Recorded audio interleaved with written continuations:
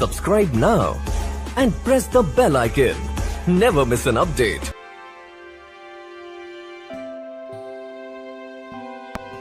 नया अहदनामा, जिसे इंजील शरीफ भी कहते हैं, पेश है मत्ती की इंजील बाब 21। और जब वो यरूशलेम के नजदीक पहुंचे और जैतून के पहाड़ पर बैतफगे के पास आए तो यीशु ने 2 शागिर्दों को ये कहकर भेजा कि अपने सामने के गांव में जाओ और वहां पहुंचते ही एक गधी बधी हुई और उसके साथ बच्चा पाओगे, उन्हें खोलकर मेरे पास ले आओ। और अगर कोई तुमसे कुछ कहे तो कहना कि खुदावंद को इनकी जरूरत है, वो फिलफूर उन्हें भेज देगा।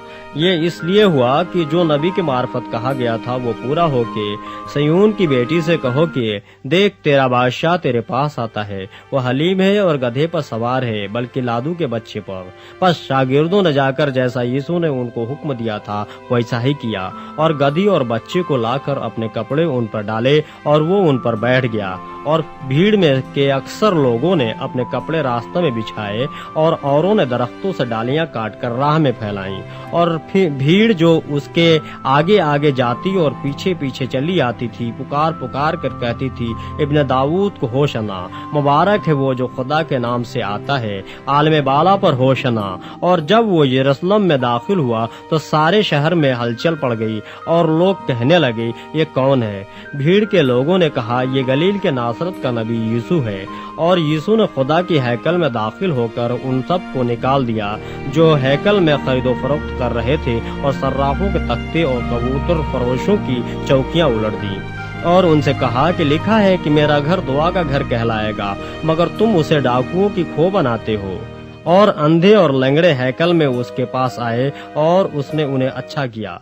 लेकिन जब सरदार काहिनों और फकीरों ने उन अजीब कामों को जो उसने किए और लड़कों को हैकल में इब्न दाऊद को होशना पुकारते देखा तो खफा होकर उससे कहने लगे, तू सुनता है कि ये क्या कहते हैं? यीशु ने उनसे कहा कि हाँ, क्या तुमने ये कभी नहीं पढ़ा कि बच्चों और शेरखारों के मुंह से तूने हम्द को कामिल कराया?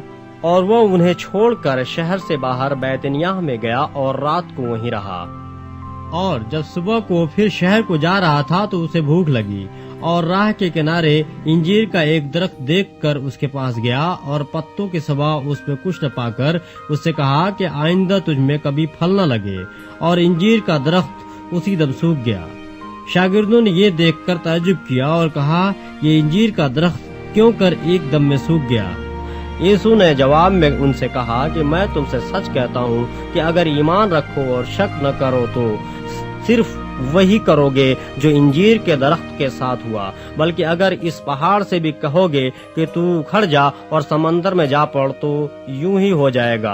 और जो कुछ दुआ में ईमान के साथ मांगोगे वो सब तुमको मिलेगा। और जब वह हैकल में आकर तालीम दे रहा था तो सरदार काहिनों और कौम के बुजुर्गों ने उसके पास आकर कहा, तू इन कामों को किस अख्तियार से करता है और ये अख्तियार तुझे किसने दिया है? यीशु ने जवाब में उनसे कहा, मैं भी तुमसे एक बात पूछता हूँ, अगर वो मुझे बताओगे तो मैं भी तुमको बताऊंगा कि इन कामों को किस अख्तियार से करता हूँ। यूहन्ना का बपतिस्मा कहाँ से था, आसमान की तरफ से या इंसान की तरफ से? और वो आपस में सलाह करने लगे कि अगर हम कहें आसमान की तरफ से तो हमसे कहेगा, फिर तुमने क्यों उसको यकीन न किया? और अगर कहें इंसान की तरफ से तो हम आवाम से डरते हैं, क्योंकि सब यूहन्ना को नबी जानते हैं। बस उन्होंने जवाब में यीशु से कहा कि हम नहीं जानते। उसने भी उनसे कहा, मैं भी तुमको नहीं बताता कि इन कामों को किस इख्तियार से करता हूँ। तुम क्या समझते हो? एक आदमी के 2 बेटे थे। उसने पहले के पास जाकर कहा, बेटा जा आज पाकिस्तान में काम कर।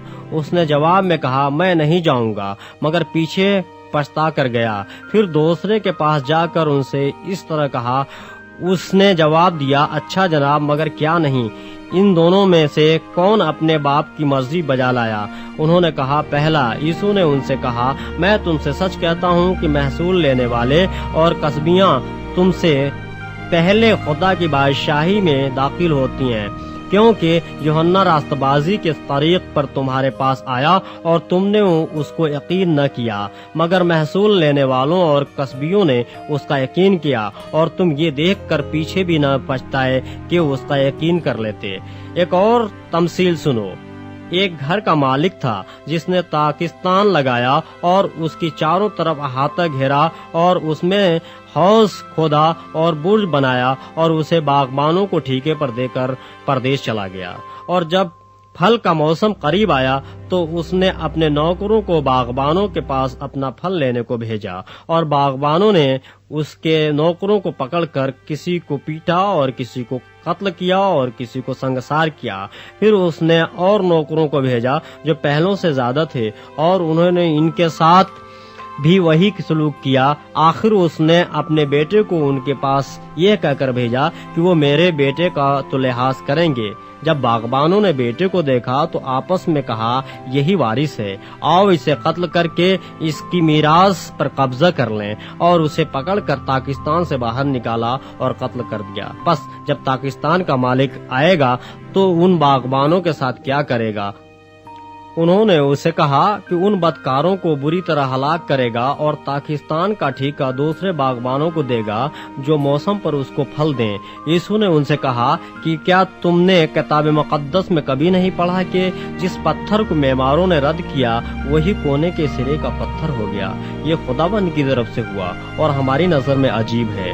اس لیے میں تم سے کہتا ہوں کہ خدا کی بادشاہی تم سے لی جائے گی، اور اس قوم کو جو اس کے پھل لائے دے دی جائے گی، اور جو اس پتھر پر گرے گا ٹکڑے ٹکڑے ہو جائے گا، لیکن جس پر وہ گرے گا اسے پیس ڈالے گا۔ اور جب سردار کاہنوں اور فریسیوں نے اس کی تمثیلیں سنی تو سمجھ گئے کہ ہمارے حق میں کہتا ہے، اور وہ اسے پکڑنے کی کوشش میں تھے، لیکن لوگوں سے ڈرتے تھے کیونکہ وہ اسے نبی جانتے تھے۔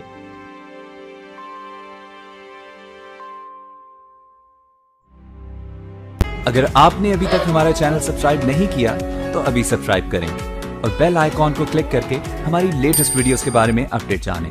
سبسکرائب کیجئے اور